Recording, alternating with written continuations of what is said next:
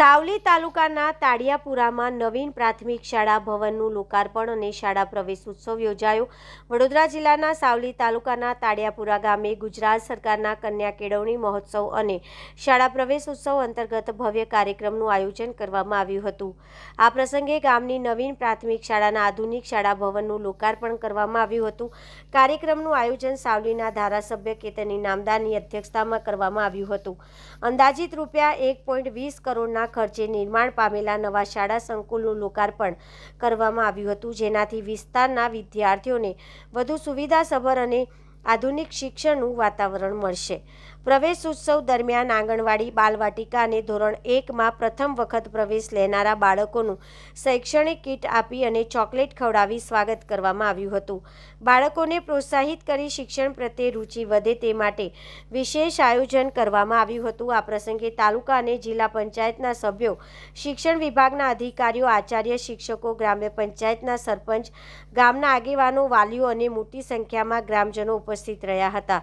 કાર્યક્રમ દરમિયાન ઉપસ્થિત મહાનુભાવોએ શિક્ષણના મહત્વ પર ભાર મૂકતા જણાવ્યું હતું કે દરેક બાળક સુધી ગુણવત્તાસભર શિક્ષણ પહોંચે અને કોઈપણ બાળક અભ્યાસથી વંચિત ન રહે તે માટે રાજ્ય સરકાર સતત પ્રયત્નશીલ છે।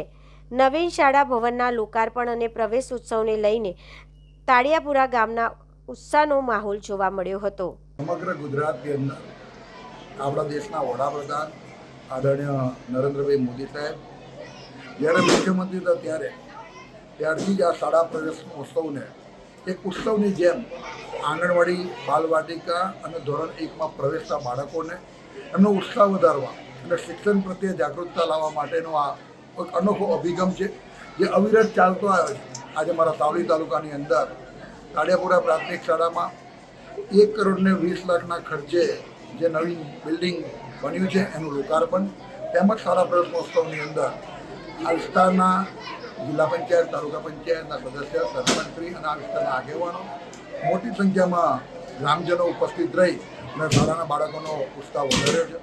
શાળાના પ્રવેશ ઉત્સવના દિવસથી બાળકોને જે એમના શિક્ષણ પ્રત્યે જે અત્યારે જાગૃતતા લાવવાનું કામ સરકાર કરી રહી છે એ ખરેખર અભિનંદનને પાત્ર છે અને શિક્ષકો પણ આની પર જે એમની ફરજ જે મહેનત કરી રહ્યા છે અને વધુમાં વધુ શિક્ષણ મજબૂત બને એવા અથક પ્રયત્ન એમના અમે જોઈ રહ્યા છીએ। હજુ પણ વધુ પ્રયત્ન કરે એવી અપેક્ષા પણ રાખીએ છીએ અને આજના દિવસે તમામને શુભેચ્છાઓ આપું છું।